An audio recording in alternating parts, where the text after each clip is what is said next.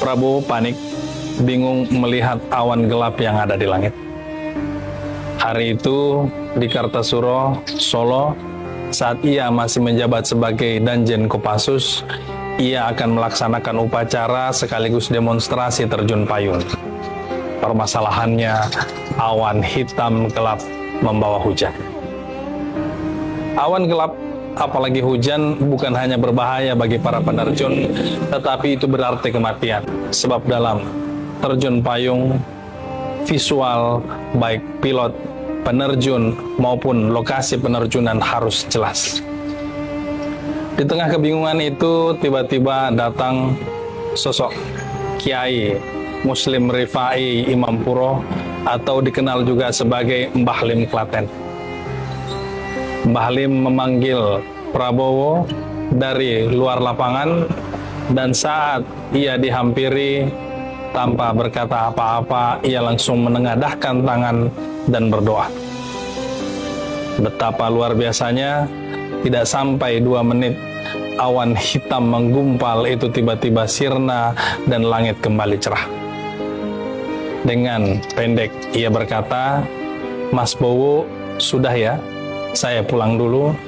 Lalu kemudian Mbah Lim Klaten pergi. Mbah Lim bukan sosok biasa. Ia memiliki kedekatan yang luar biasa juga dengan Prabowo. Di lain waktu ia tiba-tiba datang ke rumah Prabowo. Tanpa banyak bicara, ia hanya mengambil sepatu dan berkata, "Mas Bowo, sepatunya saya bawa ya." Menunjukkan betapa dekatnya hubungan kedua orang ini. Ia adalah seorang ulama karismatik, kiai sepuh yang sejak dulu di masa hidupnya dekat dengan Prabowo. Lalu bagaimana dengan ulama-ulama lain yang cenderung justru menjelek-jelekan, menjatuhkan pada masa kampanye seperti kemarin? Apakah orang-orang seperti itu benar-benar ulama? Apakah orang seperti itu betul-betul pewaris Nabi? Iya, mereka benar ulama, mereka benar pewaris Nabi, bahkan benar pewaris kitab Allah. Tetapi orang seperti ini ada beberapa jenis. Dalam Al-Quran dikatakan, Allah berfirman, "Tsumma awrathnal kitaba." Kemudian kami wariskan kitab. "Alladzina istafaina min ibadina." Kepada orang-orang yang terpilih di antara hamba-hamba kami. Tetapi kelanjutan dari ayat ini menjelaskan ada 3 jenis orang.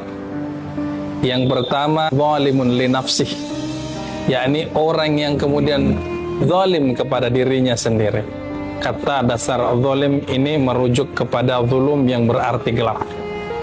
Karena ada kegelapan di dalam hatinya. Hati itu ibarat ruangan yang apabila ia gelap, sebaik apapun orang di dalamnya, maka ia bisa menabrak segala sesuatu yang ada di ruangan tersebut, karena ia tidak bisa lagi membedakan mana meja, mana kursi, mana pintu, dan sebagainya.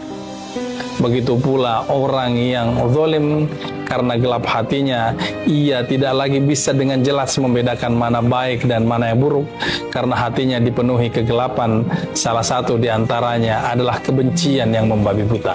Muqtasid, ada yang pertengahan, yakni antara kebaikan dan keburukannya berimbang. Hatinya memang masih gelap, tetapi sudah mulai ada cahaya di dalamnya.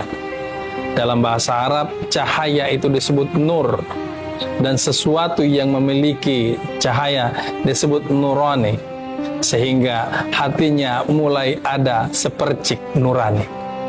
Dan yang terakhir, sabiqun bil khairati biidznillah, dan di antara mereka ada yang mendahulukan kebaikan dengan izin Allah. Mereka yang hatinya betul-betul dipenuhi oleh cahaya, mereka yang hatinya penuh dengan nurani, yang hatinya bersih, sehingga bahkan saat berdoa alam pun tunduk padanya. Orang yang terakhir inilah seperti Mbah Lim, yang seorang kekasih Allah, seorang waliullah. Dan tentu saja seorang yang dikasihi Allah hanya akan berteman dengan orang yang juga dikasihi Allah. Tidak mungkin ia justru akrab dengan orang yang dimusuhi oleh Allah. Pada akhirnya, Gagak terbang dengan Gagak, Garuda terbang dengan Garuda.